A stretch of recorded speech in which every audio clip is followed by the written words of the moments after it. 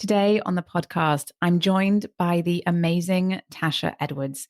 You may know her from hiphealthychick, her Instagram account. And if you do follow her, you will know that she is an incredible proponent of creating movement experiences that are accessible and fun. She combines many different modalities, including Pilates and yoga, and she incorporates her background as a personal trainer into all of her sessions. But she describes herself as a non-traditionalist, and she likes to break the rules. That's what she told me. And I'm excited for you to hear her story today, how she has navigated the wellness world and how she is designing her business today in a way that is fully aligned with her goals and how she wants to shape the world. Well, hi there. I'm Sarah Glanfield. I'm a business and marketing strategist just for boutique fitness studio owners like you. If you're ready to be inspired and make a bigger impact, you're in the right place. All you need are a few key strategies, the right mindset, and some support along the way. Join me as I share the real life insights that will help you grow a sustainable and profitable studio. This is the Pilates Business Podcast. Welcome back to the Pilates Business Podcast. I'm Sarah Glanfield, and I am super excited that you're joining me today. It really is a beautiful day when I get to speak with teachers and studio owners and leaders in our industry. And today is one of those days. Today, I'm joined by Tasha Edwards, who is a presenter at this year's MomentumFest. MomentumFest is taking place from June 24th to June 26th in Denver, Colorado, and it will be a fun-filled event. And today, Tasha is going to be talking about her journey in the wellness and movement world, and a little bit more about what she's going to be talking about and what she's excited for in MomentumFest. Welcome, Tasha. Thank you. Thank you so much for having me. Glad to be here. It's so great to have. I'm so excited for our conversation. So I always find that instead of me kind of introducing you and kind of botching the job of your introducing all of the amazing things you've accomplished in your life, I wanted to start by why don't you tell us a little bit about your background, how you got into the movement world, and a little bit about your journey that has taken you forward to where you are today. Okay. So if I think about my journey, I'm going to say it started in a bedroom with a closed door when I was 7 or 8. And I grew up in a housing project in Chicago on the South Side. And I knew the girls at my school were taking dance lessons, and my parents couldn't afford to send me. And so what I had was Soul Train and American Bandstand. And, when video started coming out, and I started to create. And even then, I feel like I knew that getting it to people who were like me was important. And so when I was about 9 or 10, probably closer to 9, I created a dance team at my after school program. And so it was a little dictatorship because I picked the songs, I picked the choreography, and I picked who could be on the team.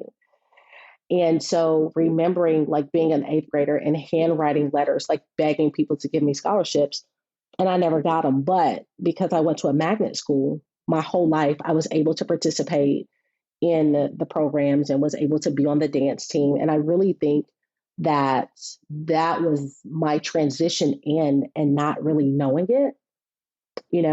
Danced in college for a little while and then quit. The story's always because of some guy. That's always the story. and I gave it up for a while, And in 2004, we had the unfortunate experience of losing our house, honestly. So my husband's an engineer, and I had been in a car accident. My children were 6 months and 6. And after 2 days, I was still stiff. Luckily, I wasn't really injured. I was just stiff. And, he's like, I can't leave my wife here with these babies. And they were like, we're sorry to hear that. You're fired. And so we moved here where we live now in Huntsville, Alabama, because his family is here. He got a job with his cousin. Of course, this is after we lose most of our stuff. And I took a job at the gym selling memberships because I did not want to be a stay-at-home mom anymore. I did not like it. I was used to being a single mom with 2 jobs and going to school, and I did not like it. And what happened is because my background, my degrees are in sociology and counseling. So my business is people, not sales. And so the more I started having conversations with people about like, why are you signing this to your membership knowing you're probably never coming back? Like trying to get into the debt, Yeah. and I got in trouble because my job was to make cold calls. And I decided, which was a lot of money to me at that point, there was a yoga certification about 3 hours away from me, and it only cost $99. And so I had done some yoga, and I figured my dance background, I could fake it until I make it. Awesome. And that's how I started teaching in Wow. 2005. And it's been a crazy, crazy journey since then. Like, there's no way I could have imagined this. Yeah. Yeah. Yeah. No way. There's no way. So tell us a little bit about what you are doing today and what this looks like for you today. Wow. Okay. So I am now at the point that I am completely an independent contractor. And so I do, because after the pandemic, of course, group fitness classes kind of shut down, and I had moved more into Pilates anyway. And I think during the pandemic, a lot of us realized how much we were being taken advantage of, and we had to become our own business people. And so it was very difficult for me to go into the gym and get paid literally nothing to bring all of my talents and skills and clientele to the gym. And I'm also 46 now. And so there wasn't room for me, honestly. And so I started teaching at the Pilates studio, and I left because what I found was now my skill set of having the background counseling, organizational psychology. I was a neighborhood organizer, and I am the person from the social economic status who is not being served. And then June 2020 happened.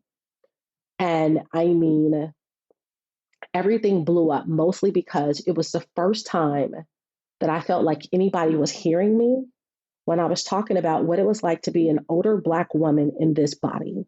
It was the first time. And it was like wildfire, mostly because people had to come to grips with it. Like, there was no way around it. And I was the one speaking out. And that's what happened. And then on the back end, people saw my resume and they're like, oh my God, like, have you been doing this all along? Yeah. And so like to be here at this point after 17 years in the industry, lots of it a struggle, to be presenting and to, have this, NCPT, which when I first took my Pilates training, I didn't know what PMA was. I didn't know what the test was. I just wanted to help people. That's my whole thing. I wanted to help people. Yeah. And isn't that the most amazing thing? I mean, that's what I think that's the thing that brings most, not all, but most of the people who are in our world together as teachers, and is the desire to share this. You understand how incredible movement can be to others, because you've felt it in yourself, and that you have used it as a way to keep going, right? And I think that when you find that and you see that, you want to share it. And I think one of the most amazing things is that that people like you have that desire to keep sharing and to keep giving this gift to others. And that's kind of one of those things that has, I think really brought a lot of people together as well in the last a couple of years, for sure, is that element of this is not something that we want to keep from people. This is something we want to give to people. This is so important for others to be able to access. Exactly. And what happened during the pandemic is that if I can teach a class and make more money, sometimes 4 or 5 times what I would make at the gym, then what it did was free me up from what I considered the hustle. I spent a large portion of my career teaching 10, 15 classes a week. And what it did was it freed me up to not be financially stressed so that I could go teach a free class to groups, or I could invite someone that I knew was having a hard time. I could invite them into my class and not have to worry about them paying a visitor's fee to the gym. I'm saying, just come on, I got you. Just come on. And I think I saw a lot of that. Yeah. That almost that there is, it kind of opened the door to creating more freedom for designing a business that serves and is more aligned with your personal values. That there is more opportunity to go out and pursue that and to create that than ever before. Because I think that when there was obviously not the pandemic is and it was an awful situation, but this is one of those silver linings, I think, for so many, that there's no it used to be there was like 3 ways you could be a Pilates, you could teach Pilates, and that's it. And now there is so many different ways, and it's an amazing, beautiful thing to be able to share it in a way that works for you, right? And that you're not tied to a location or a company or a particular schedule necessarily. Agreed. For my benefit, I actually started off many, many, many years ago teaching mat in the gym, which is a completely different experience because I never know who's coming through that door. These people aren't committed, and buying so many sessions. They showed up because they were free that day. And so it was learning how to be not just with people who are Pilates connoisseurs, people who knew me because I taught Zumba and just showed up. So it was like, I always felt like, and I still feel like, I'm that bridge person. Like, I am not the extremely detailed Pilates practitioner. That's not who I am. My job is to get people to move and then maybe help them move better, but really just to keep them moving. That's what I do. And I'm okay with that. Yeah. That's, and so how have you kind of transitioned? What does your kind of average day or average week kind of look like now that you are in, perhaps feeling like you're kind of doing what you have always wanted to do? Tell me a little bit about what it looks like today for you. Lots of Zoom meetings. So what happens is that I feel like I have a foot in both worlds. So I'm still a personal trainer. And so I still see people day to day. And then I come back and have meetings about working with organizations or presenting, that takes notes, it takes preparation, or working with, or like Friday, I'm doing a self-care kind of session movement for some local teachers. And I'm really kind of all around. I also have a nonprofit set up or to make health and wellness more accessible to women. And so on any given day, I'm in that group and, I'm having a chat, and the next couple of days, I'm going to film for John Gary TV. So I am basically, the short version is I am all over the place.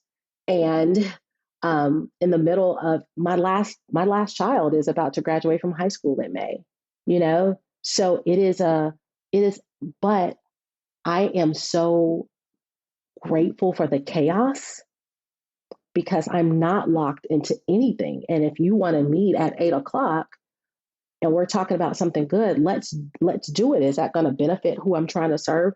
Girl, it's fine with me. And so I love the flexibility of this, even though the days are long. It is like the dream that I didn't even know I had come true. So tell us a little bit about, what you're really focused on right now. You mentioned when we were chatting earlier about being kind of the non-traditionalist.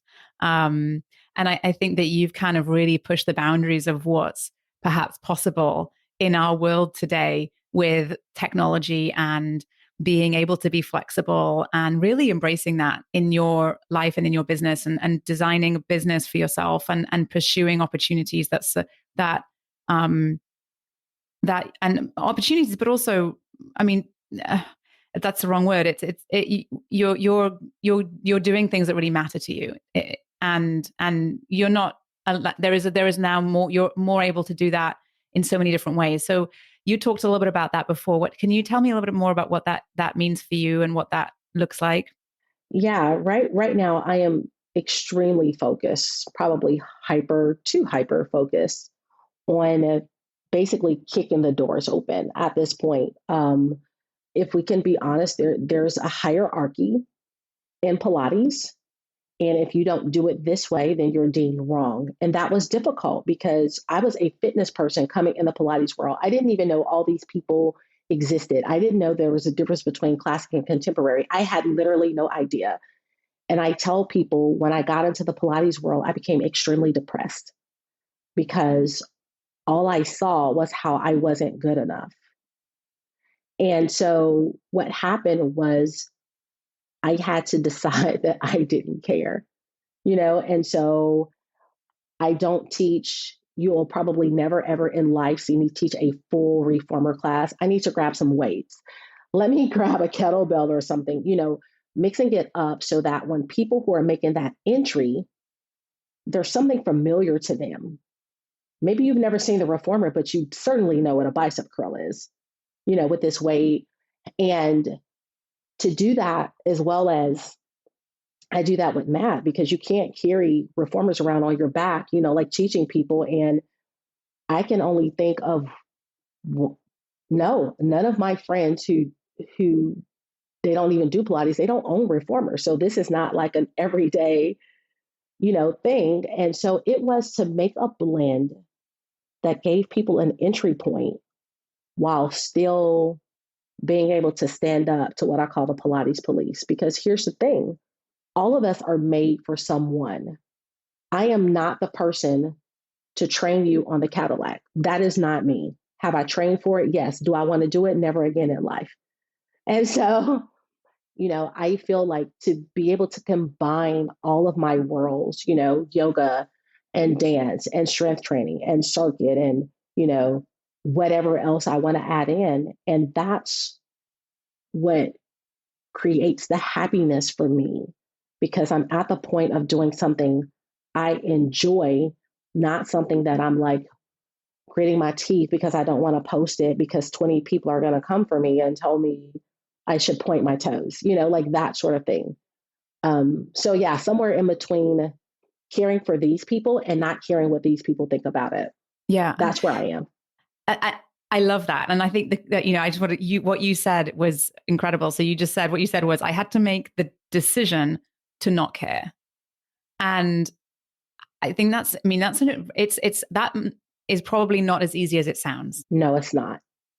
But it's incredibly important. Like and to make that decision to not care and to really be aware of that decision to not care is why you're able to do what you do. Yeah, absolutely. It is at times it can be very isolating. And because you want to be respected as a professional by your peers. But I will tell you, with all the conferences and conventions that I am, a part of at this point, it's not because I fit in. I only failed when I tried to fit in and do it like everyone else. And people are like, if you're submitting, we want you to submit, not what you think. We already have one of them. We have 3 of them. We're asking you for your voice and how you do things. And I'm like, great. And when I could battle those voices, and sometimes that means logging out of social media. Yes. then I can create what it is that's important to me. Like I always tell people, when someone's talking to me about Pilates, how I work my language is if I was talking to my mom. Like my mom knows nothing about Pilates, absolutely nothing. And my mother is like, I'm not doing that. So I always think about how could I bring it down to a basic level to work with someone who doesn't care about whether they can do a roll up or not to start off, and changing that basic language and not using a bunch of fancy terms, even though I know them, but to just take out all the unnecessary stuff. The basis is movement, and to have people find joy in movement. And that's what my business has become, presenting, teaching, training, every facet of what I'm doing right now. That's what it is. We move with joy. Yeah. I think so. Yeah. And it doesn't matter whether you've done it before or not. It doesn't matter what you look like. It doesn't matter where you're from. It doesn't matter, how many times you've done it before or not, right? It's just moving. Yeah. Yeah, absolutely. Yeah. Yeah. And how are you helping people in your community or that to access movement? Because I know that's been a focus for you, and that's something that's definitely come out of your work that you're doing at the moment. It's and a big focus right now, right? Yeah, it's challenging because as a Black woman, to be honest, Pilates and bar and yoga by my friends or a lot of people close to me are not Black things. So it's like fighting two battles, And so I work with people at the level where they are. So I have a nonprofit and we have a private Facebook group, women, and like last month for Heart Health Month, I hired other instructors to come teach different type of classes. And I knew I wanted to teach Pilates. They wanted me to dance. They wanted me to teach dance. But the thing about it is, if I establish that trust, then people are more willing to try something that I share, And so my next goal is I have a rolling suitcase with small balls, magic circles, TheraBands, and to actually go to people. But I do realize, because while I live here now, I live in the suburbs, and so I don't necessarily live in that neighborhood anymore. And finding that entry from being a person who grew up there, there's a trust thing. And you have to believe that I'm going to show up when I say I'm going to show up, and to establish that relationship. So I can't just go and say, hey, everybody, I'm here to fulfill my Mother Teresa quota and I want to teach a class. It is for me to go back and find that entry where before I could do that and reestablish not just trust in that group, but think about all the people who no longer do Pilates because all they heard for the entire class were how they were wrong, their back was messed up, and they need a private. So those are my people, the people who have transitioned out of the studio, people who have worked with me before, and then to be able to find that connection back in the neighborhood, other than teaching the teachers, 1 week, or maybe want to work with my daughter's track team the next week, to weave myself back in where people feel safe with me and with COVID. It's a lot. Yeah. We think everybody has Zoom and they don't. So no. Yeah. Right. Yeah. There's a lot of hurdles. Yeah. A lot. Yeah. A lot. But I'm here for it. I'm here for the long game. Tell us a little bit about your nonprofit. So my nonprofit is called See Her Healthy, and it came out of pain, like a lot of things do. In 2018, I lost my grandma and my aunt 4 months apart. And my grandmother had a lifetime of heart issues. She was 86, but she had dementia later on in her life. My aunt and I are 6 years apart, and she had a heart attack in her sleep. And it changed everything for me. And one of the things I started thinking about, when we told people they should eat fresh, organic vegetables, and I'm like, you should buy your food at Trader Joe's. Yeah, if you know it exists. You should buy it at a farmer's market. Yeah, if you know it exists, and if you have the transportation to get there, and if you have the money. And, I started thinking about why my aunt died, honestly.